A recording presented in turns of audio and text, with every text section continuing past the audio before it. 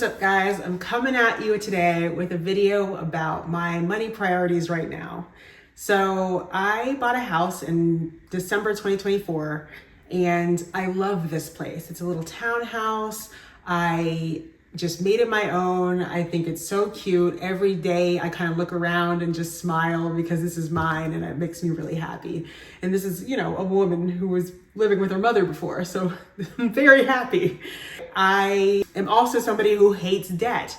So I paid off $209,000, a little more than that, in medical school student loans. I paid it off in 3 years and it was glorious when I paid it off, like having that goal for 3 years and doing everything I could to get down to that, debt-free time. It is amazing. If you're working on a debt pay it down journey right now, stay in it, stay focused. Yes, treat yourself to things that are really important to you, but just really try to focus down, because having that money that you were putting towards the debt as yours just to do whatever you want with, hopefully save, is an amazing feeling. Back to the subject at hand, I decided to go get myself a sweet little mortgage.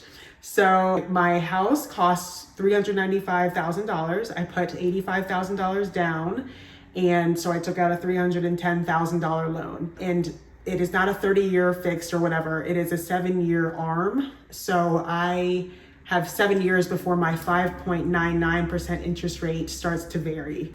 Glad it's not varying right now, because this would be up at like 7% already. So with all of that said, my history of paying off loans and paying off debt, having a mortgage that is like gonna be up in 7 years, it would feel like, man, you're getting on it, right? You're paying it off. But no, if you've seen any of my other 7 videos, you would know that I am in my early mid 40s, and I only started saving and really knowing that money was important and at the age of 36. So it's been a short little journey in which I do not have nearly as much saved as I want to have.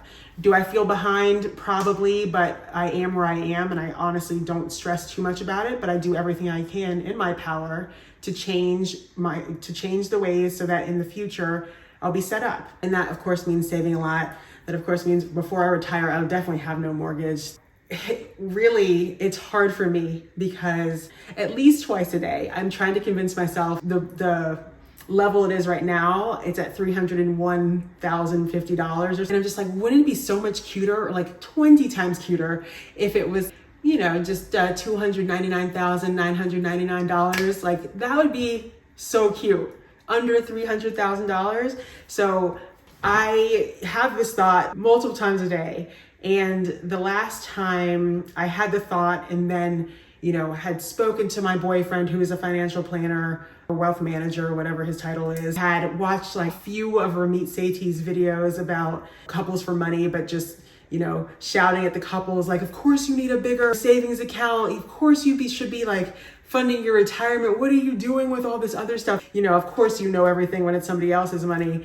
And then, what else was the other thing that I had seen that day? Maybe just like some YouTubers who were talking about just putting money away. But I just went over and I wrote down the things I need to do before I am able to even like consider paying more towards my mortgage. So I do have to disclose that I am already putting $500 extra towards my principal of my mortgage. I can't help it. I decided to do that like really early on, before I was even having this torment. After my payment goes a regular, I'll put the number, whatever my mortgage payment is, and then I'll put, what I'm actually paying with that extra $500 in there. But I had to do it. I was like, I'm automating this. This is just not even my money anymore. But I do that. Okay, that's just so you know that I'm like, I can't help but do something. Like, something's gonna get done, just little by little. But that little bit, that extra 500, is the thing that keeps me from probably like throwing more than I otherwise should. So I have to be happy with that. I keep telling myself, I have to be happy with that for right now, until I can get serious about it after I've done my other financial priorities. So I wish I had dated this list of financial priorities, which I'll put somewhere, probably just like block the whole screen out for you. But yes, that's my 10-year-old boy handwriting. Sorry to all the 10-year-old boys out there. We have the same handwriting. I've started it all. So you see the check marks on it. I will put more legible list on the screen somewhere at some point. But I've recognized the importance of making sure that I'm saving for my retirement and having money that I can actually live on at a higher interest rate than my 5.99% mortgage. 5.99% is just under that 6% that a lot of financial gurus will tell you. 6% is when you should think about paying down that debt, because market accrual is almost at that rate. Usually market is like 7-8% though, reliably, almost 10 honestly. So with my mortgage being almost 6%, I keep trying to justify to myself, oh, this means you should pay it down. Instead of doing all of that, this is the list. So what I'm already doing, I'm already fully funding my 401k. And then as you can see on my little list, I've already checked off funding my backdoor Roth IRA. So if you are single, you make over, I think it's $150,000 a year, you cannot directly contribute to a Roth IRA. Typically what you're doing is putting your money into a traditional IRA, letting it sit for like a little bit of time depending on your institution, and then transferring it to the Roth IRA. Then you'll get certain tax forms. Anyway, I've already completed that. That's $7,000. I did that in April. And then this month I completed my savings accounts, my HSA contribution, which is $4,300 for single people. And I assume $8,600 for couples, but I'll put it up here if it's different.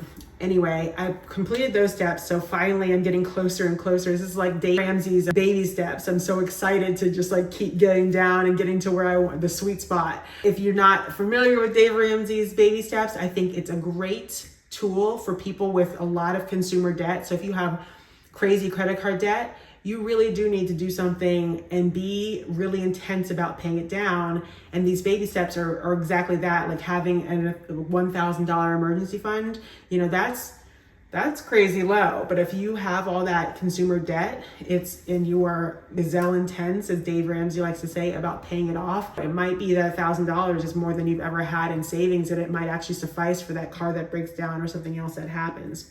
Anyway, I was stuck on that paying down loans section of the Dave Ramsey baby steps for so long, but I mean, it was student loans. Yes, it wasn't as, I didn't have to be as gazelle intense, even though I was. The other thing about Dave Ramsey is that, in these baby steps, he doesn't say anything about increasing your contribution to your 401k or 403b to make the match. And I think that's important, even if you're being gazelle intense about paying off debt, because that's like free money. That's part of your contract. That's basically getting your compensation correct. Currently in my high yield savings account, which is my emergency fund, I have about $34,000. And that was fine for me, of course, living at my mom's house and doing my thing. But now that I'm a homeowner and things break, immediately when I bought this house, I had to change the faucet out, get the plumber to come and do XYZ. So it was, $500, $600, just like every little thing that happens. It's like, if somebody else has to come and fix it, it's going to be about $500.